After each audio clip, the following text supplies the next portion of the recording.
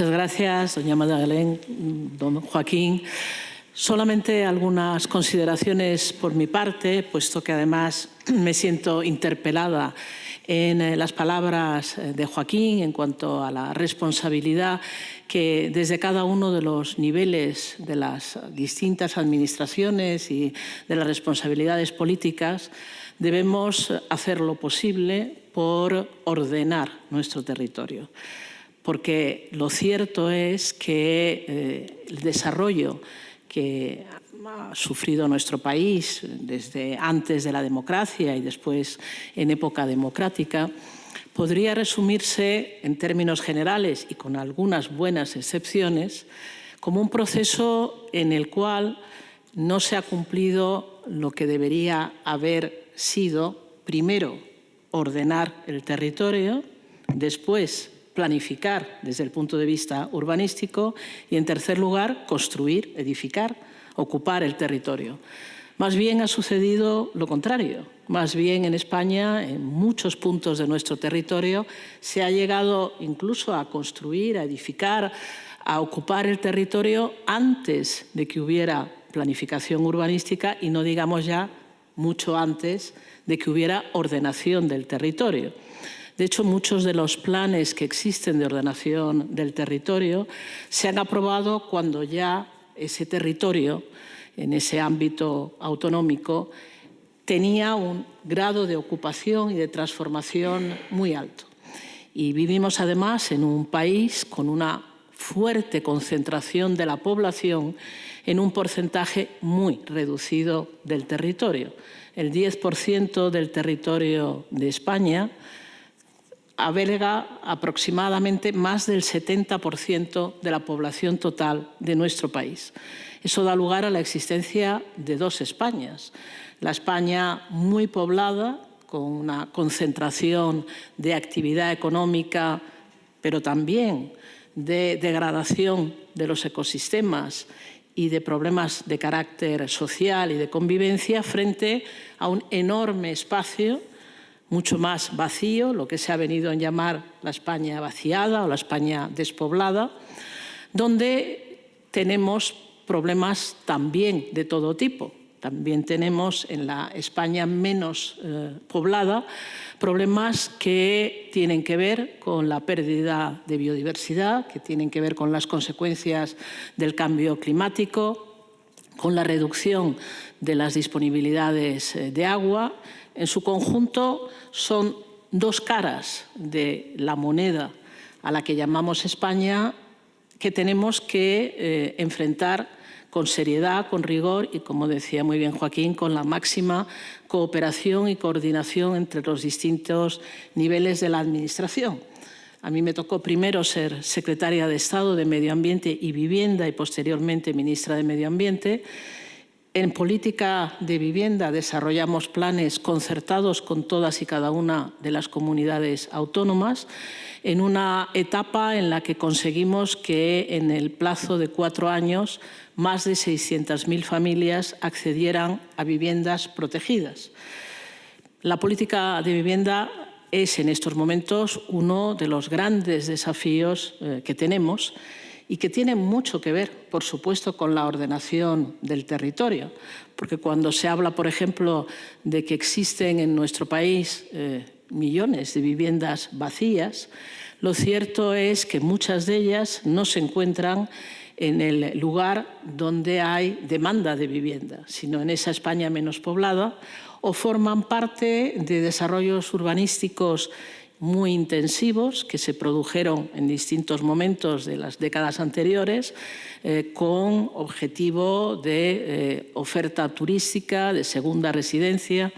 Por lo tanto, no podemos decir que seamos, con carácter general, un país ordenado territorialmente. Todo lo contrario. Y es verdad también que tenemos experiencias exitosas y en las páginas de la revista se hace mención a ellas. Creo que hay que distinguirlas porque son el fruto del esfuerzo tanto de profesionales desde una visión interdisciplinar como la que propugna Fundicot,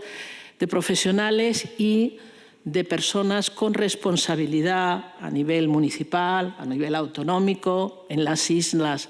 a nivel de los cabildos o de los consells insulares, que han garantizado, que han producido espacios mucho mejor ordenados que en otros ámbitos territoriales de nuestro país. Pero lo importante de un encuentro como este es que, como decía antes doña Madeleine, la Carta Europea del Territorio sigue teniendo validez, sigue teniendo sentido.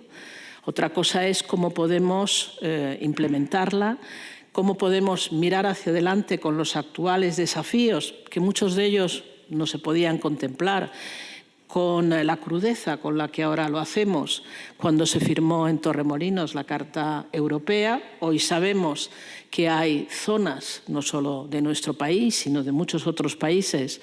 donde el avance de la desertificación, donde los problemas asociados a los efectos del cambio climático hacen mucho más difícil la propia ocupación del territorio. Tenemos, por tanto, que repensar actividades que tienen un componente territorial muy importante, como es el turismo, como es la agricultura.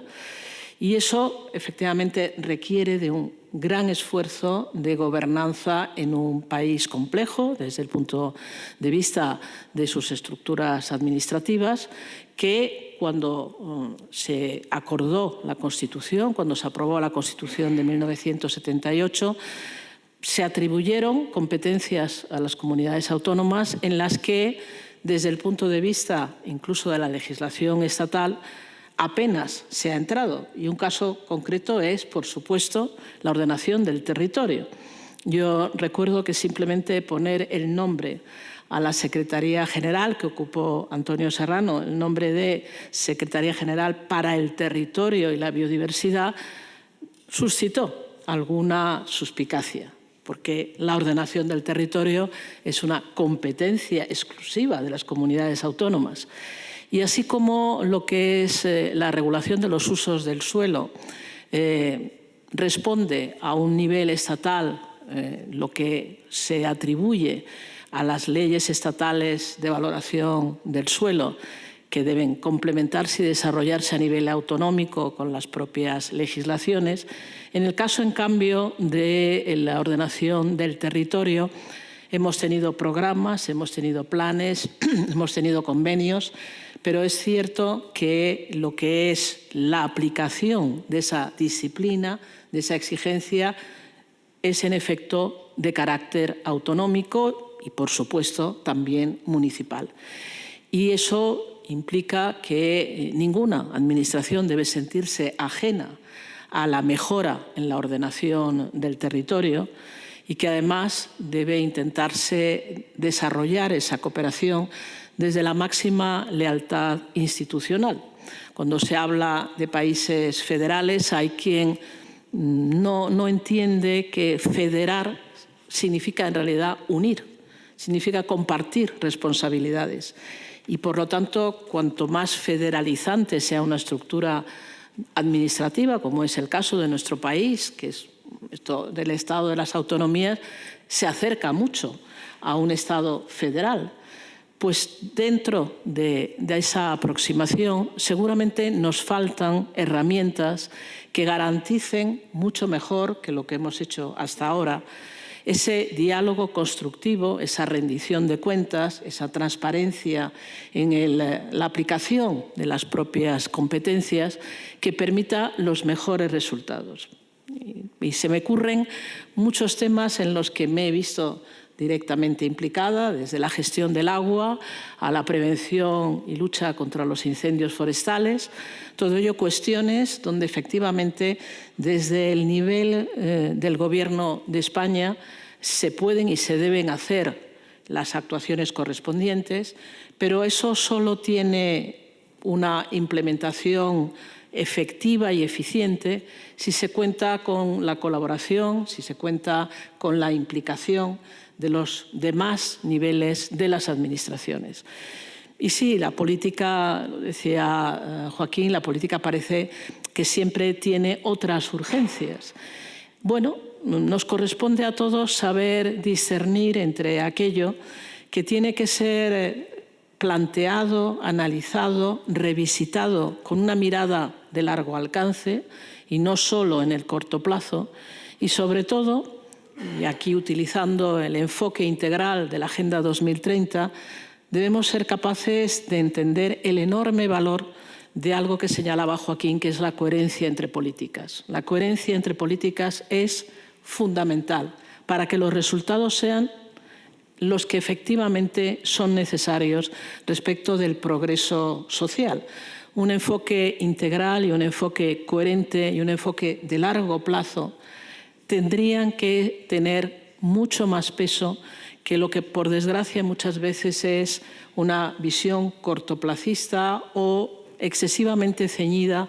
a las inexistentes fronteras, en realidad, entre territorios. Todos los desafíos que abordamos no conocen fronteras. Si pensamos en el cambio climático, o si pensamos en los flujos migratorios, o si pensamos en la política del agua, tenemos que mirar por encima de cualquier tipo de frontera administrativa. Y eso, sin ninguna duda, lo podemos hacer y lo debemos hacer porque España, afortunadamente, tiene una comunidad científica y una comunidad de profesionales que nos sitúa a la vanguardia en muchos temas en el ámbito de la Unión Europea. Y muchas de nuestras experiencias son valoradas con mucha atención por otros países. Por lo tanto, en absoluto se trata de tener una mirada que pueda resultar pesimista, porque no lo hayamos hecho todo lo bien que deberíamos haberlo hecho. Aprendamos de los errores, tengamos la humildad de reconocerlos y tengamos la voluntad de superarlos, porque las herramientas las tenemos. Desde esa Carta Europea a todos los trabajos en los que se ha implicado Fundicot, a todas las experiencias, las buenas prácticas que tenemos también en España, todo eso nos tiene que servir para mirar hacia adelante, en esa perspectiva que de entrada llega al 2030, y el 2030 está mucho más cerca de lo que parece, porque los tiempos se aceleran y porque muchos desafíos también son hoy día más graves de lo que la comunidad científica nos decía hace muy poco tiempo. Y eso tiene que ver con la conservación tanto de nuestro patrimonio natural, de nuestro paisaje, de nuestros ecosistemas, como también de nuestro patrimonio histórico y cultural. Por poner solo un ejemplo, y con esto termino, en el ámbito de la Unión Europea acaba de aprobarse una norma, la Ley de Restauración de la Naturaleza, que sin ninguna duda